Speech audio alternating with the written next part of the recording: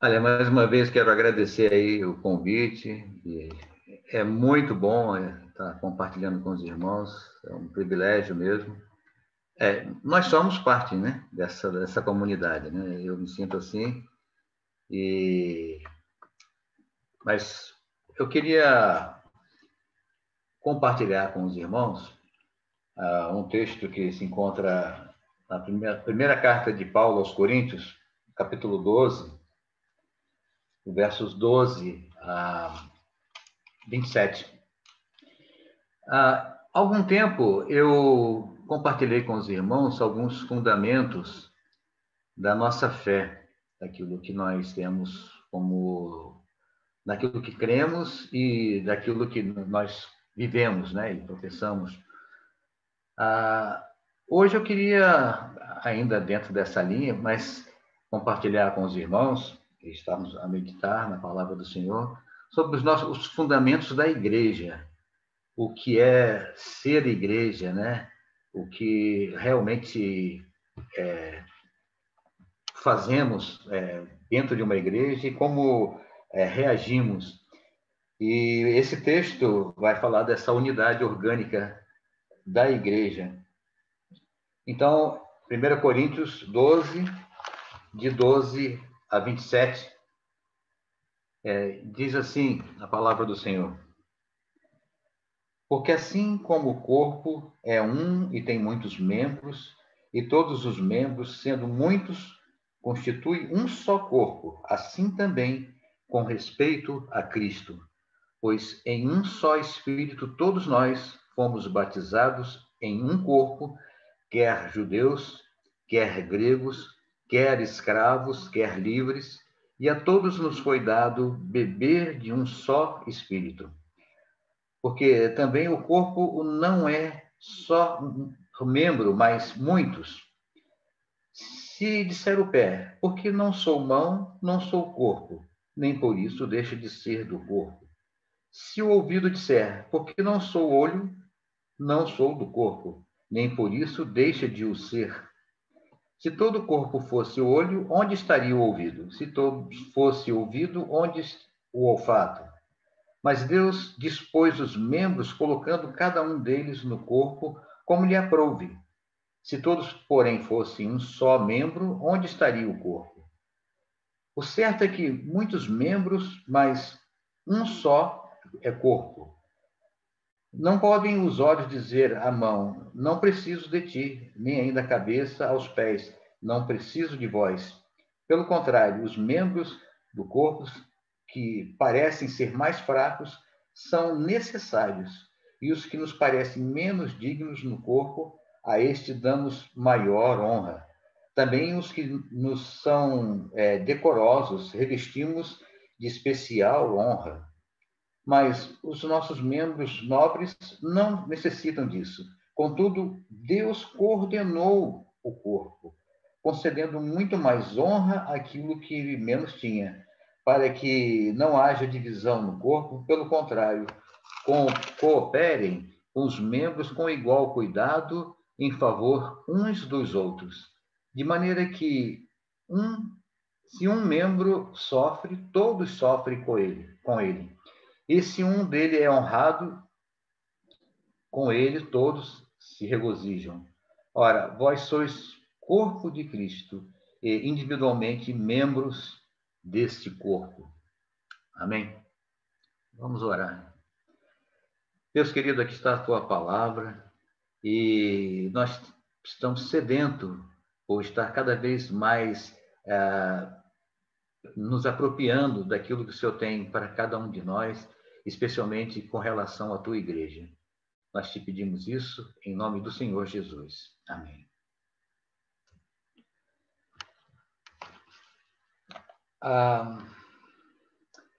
Quando nós falamos que vamos a uma igreja, certamente que todos nós sabemos, entendemos que nós não estamos indo a um prédio, né? A igreja somos nós. Isso é um fato bastante conhecido. Todos nós que aqui somos cristãos já com alguma vivência sabemos disso. Entretanto, nos tempos atuais, isso tem tem recebido uma conotação especial, né? Nós, nesse momento, estamos como igreja, congregados, cada um no local.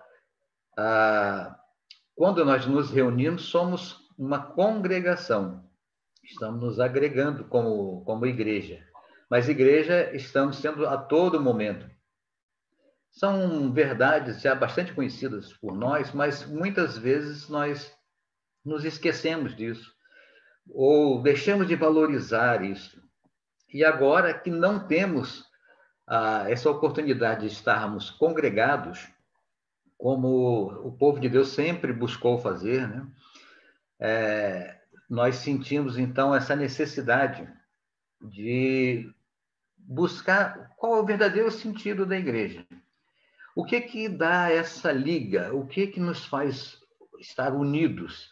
O que que nos faz suportar as adversidades, não só individualmente, cada um com as suas lutas, mas também nós nos ajudarmos uns aos outros? O que que nos move a isso?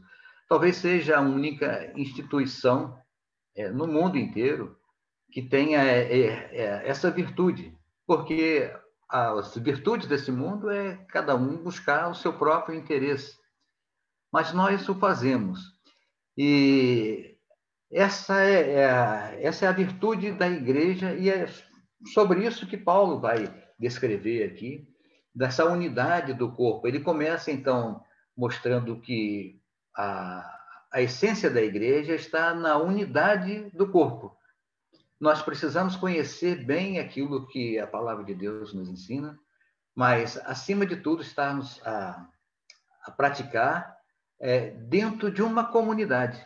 Nós não fazemos isso individualmente, precisamos fazer isso como uma coletividade, numa congregação.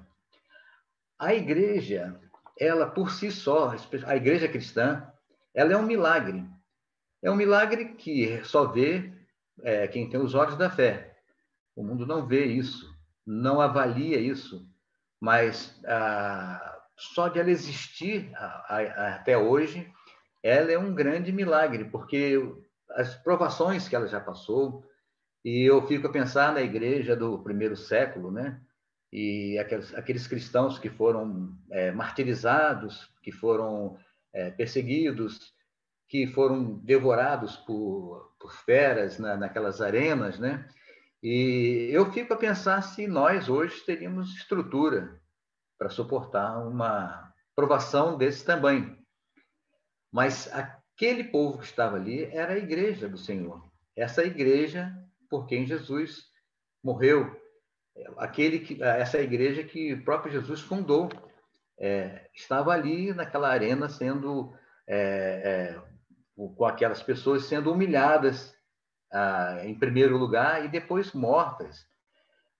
Nós gostamos de relatos de pessoas que foram curadas, que foram livres. Nós lembramos de Daniel, né, que foi livre lá na cova dos leões, né, ele não foi devorado, mas porque Deus tinha um plano especial naquele momento, mas não necessariamente por viver ou por morrer, mas porque o plano dele, acima de tudo, que foi cumprido.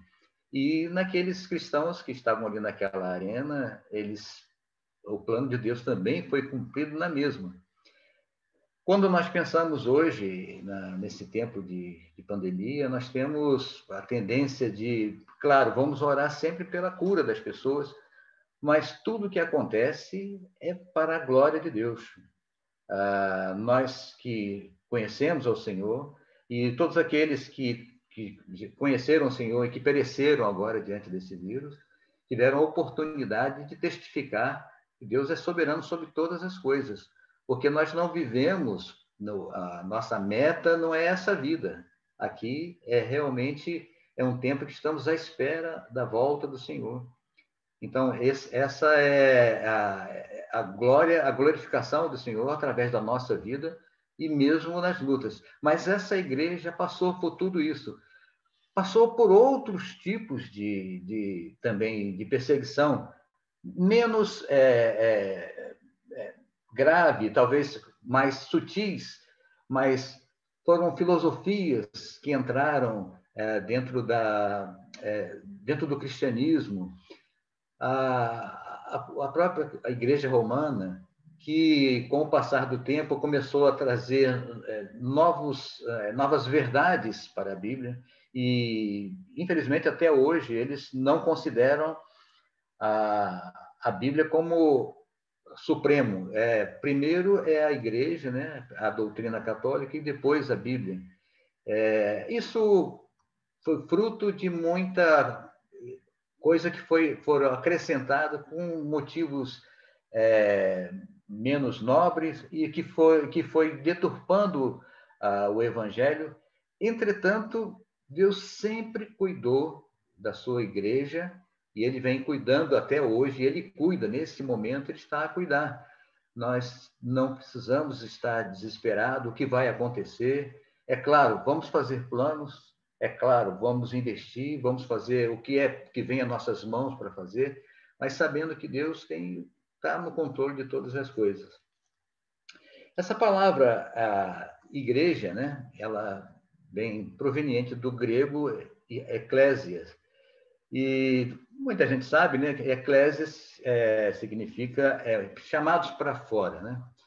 Mas tem uma origem interessante sobre essa palavra, porque ela vem do grego e ela era utilizada, não tinha uma conotação religiosa, era uma palavra que era usada para chamar as pessoas para irem para as praças, para se congregarem nas praças para exercer o seu papel de cidadão político. Nós sabemos que a Grécia é o berço da democracia, né? A democracia começou na Grécia muito antes da gente conhecer em outras partes do mundo, né?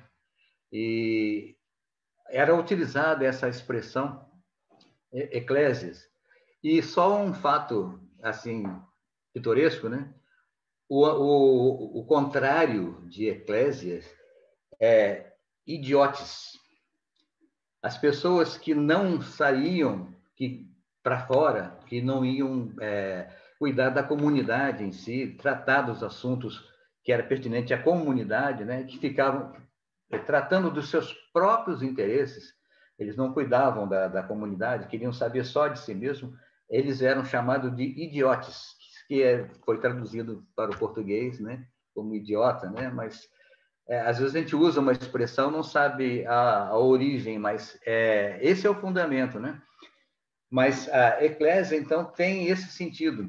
Os romanos pegaram essa palavra, porque o grego era realmente a língua universal, como se fala em inglês hoje. Eles tomaram essa palavra e adaptaram para os seus embaixadores, porque Roma começou a conquistar o mundo, né? Toda a Europa, o norte da África, a Ásia, e só que eles tinham um problema, porque os lugares que eles conquistavam continuavam com a cultura, com a sua própria cultura, e isso trazia muita dificuldade para Roma. Então, eles começaram a enviar embaixadores para esses lugares, para levar a cultura romana para esses lugares, porque eles levando isso, as pessoas teriam o desejo de serem cidadãos romanos, passarem a viver como os romanos. Isso seria uma grande conquista para Roma. Essa comissão, essas pessoas que iam até esses lugares, esses embaixadores, isso eram chamados de eclésias. E aí, quando Jesus está a conversar com Pedro, e aquela conversa célebre que ele vai dizer, né, lá em Mateus 16, 18, né? Pois também eu te digo, tu és Pedro, e sobre esta pedra edificarei a minha igreja. Essa igreja é eclésia. Então, quando entendemos os significados, vamos perceber que ele está dizendo que esse meu povo que eu estou enviando para o mundo, levando a cultura do reino, as boas novas do reino, né? Esse povo as portas do inferno não vão prevalecer contra eles. Pode vir as tribulações, como alguns foram atribulados, né? E sabemos de muitas torturas, mas as portas do inferno não prevaleceram, porque a sua fé, a sua vida com Deus e essa igreja militante não morreu. Então, nesse sentido que é usada essa palavra. E nós somos, então, essa eclésia, né? Jesus vai falar, vós sois a luz do mundo, né? No sentido de levar essa palavra, essa luz ao mundo. E quando nós vemos, nos dias de hoje, nas circunstâncias que temos a viver, pessoas que às vezes menosprezam a igreja ou o verdadeiro sentido da igreja, ou diminuem a sua importância, né? Nós precisamos, às vezes, lembrar dessas pessoas que já passaram por isso e, principalmente, desse poder que Deus deu à própria igreja para ela coexistir com essa sociedade e resistir até a sua vinda. Quando nós ouvimos algumas pessoas dizer assim, eu amo a Deus, mas eu não quero saber de igreja, né? É uma coisa meio um contrassenso, né? Por exemplo, é como se alguém dissesse assim para o pastor Fábio, pastor Fábio, eu quero que o senhor vá na minha festa, aniversário, mas, olha, não leve a Miriam, não. Eu não gosto da Miriam, vai só o pastor. Tenho certeza que ele vai dizer assim, bom, se ela não pode ir, eu também não vou, porque não tem sentido, né? Se a gente diz assim, eu amo a Deus, mas eu não amo a sua igreja, que é a noiva, como que nós podemos... É um contrassenso, como podemos pensar isso? Nós não queremos a noiva do próprio Cristo.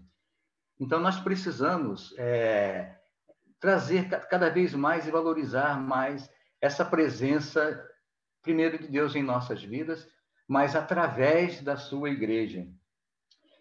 Quando nós nos reunimos para glorificar a Deus, essa é o nosso fim principal, mas nós fazemos isso, e Deus fez isso de maneira muito sábia e muito grandiosa. Nós fazemos isso através dos nossos irmãos, nosso próximo. Não há como eu chegar individualmente na presença de Deus e dizer para ele, eu quero te ofertar alguma coisa. Deus não tem necessidade de nada da minha parte.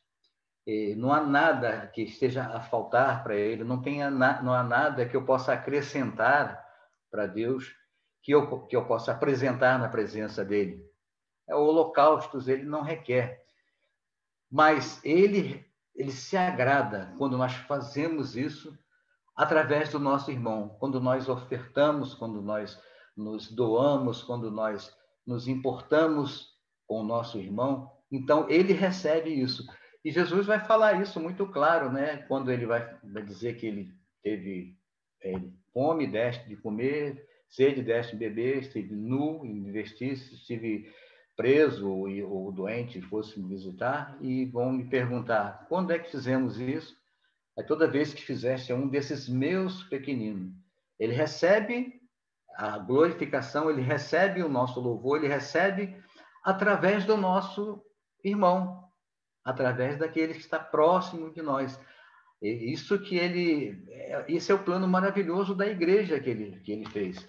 Por isso não podemos ser crentes no Senhor Jesus individualmente, isolados. Aquela ideia do mosteiro, de viver isolado, né? Isso já foi mais do que provado que não tem sentido nenhum, não tem eficácia nenhuma. Nós adoramos ao Senhor em comunidade, juntos, né? Nós precisamos do toque, né? Eu li uma pesquisa, que foi um estudo que foi feito com bebês recém-nascidos, né? eles pegaram numa maternidade dois grupos de bebês que nasceram na mesma época e deram para esses bebês o mesmo alimento, o mesmo tipo de alimento, né? O leite materno, o mesmo cuidado, a mesma proteção, tudo foi dado igual. Entretanto, um grupo desse foi cuidado pela própria mãe e o outro grupo foi cuidado por profissionais, mas em vez de o peito, né, foi dado o biberon, né, a mamadeira para o bebê. E a conclusão que eles chegaram é que esses que foram cuidados pela própria mãe, eles ganharam peso muito rapidamente, eles cresceram, se desenvolveram mais, tiveram menos propensão a algumas doenças normais, né? Às vezes de bebê, algum resfriado, eles tiveram menos, porque a mãe, ela sempre faz aquela atividade, mas acariciando, tocando no bebê, e o que faltou para as outras crianças. Isso nos mostra que nós, como filhos de Deus, nascidos de novo, nós precisamos do toque do Senhor que chega até nós através do nosso irmão, através do nosso próximo. Nós somos edificados através daqueles que estão ao nosso redor. E Deus se alegra com isso. Esse é o objetivo da sua igreja.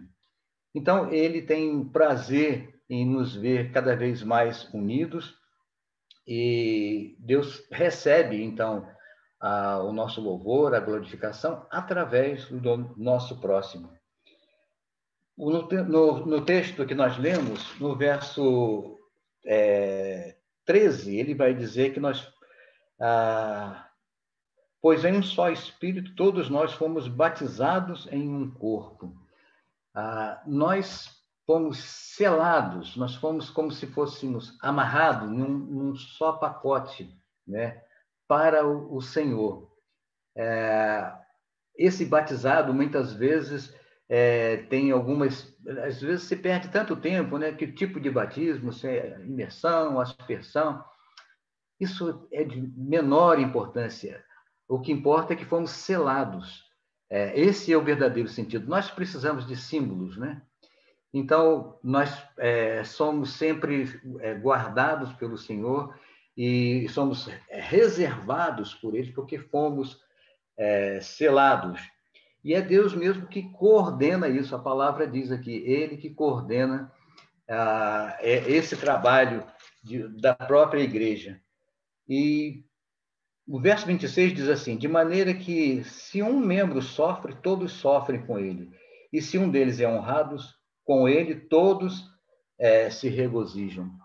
Eu tenho visto com muita alegria na nossa comunidade, reviver aqui, isso sendo verdade. Nós temos sofrido com aqueles que sofrem, temos orado para aqueles que precisam de oração, mas temos também nos alegrado com as vitórias de tantos outros. E o que eu queria deixar com os irmãos é esse desejo de estarmos cada vez mais unidos no Senhor, porque a nossa unidade é que vai mostrar para o mundo que Deus mandou Jesus para esse mundo. É o que Jesus fala lá em João 12, 17 e 21. 17 e 21. E que Deus possa nos colocar no coração sempre esse desejo de estarmos unidos cada vez mais, especialmente nesses tempos que agora estão por vir e que vamos retomando os trabalhos, que possamos cada vez mais estarmos unidos como igreja, edificando-nos uns aos outros, para a honra e glória do Senhor. Que o Senhor possa nos guardar hoje e sempre. Deixa eu fazer uma oração enquanto tenho um tempinho aqui. Deus querido, que nós queremos te pedir que o Senhor venha nos unir cada vez mais no teu corpo, para que possamos te glorificar, mas também para que o mundo possa ver que o Senhor veio para salvar aquele que está perdido. Nós te pedimos tudo isso, te agradecemos em nome do Senhor Jesus. Amém.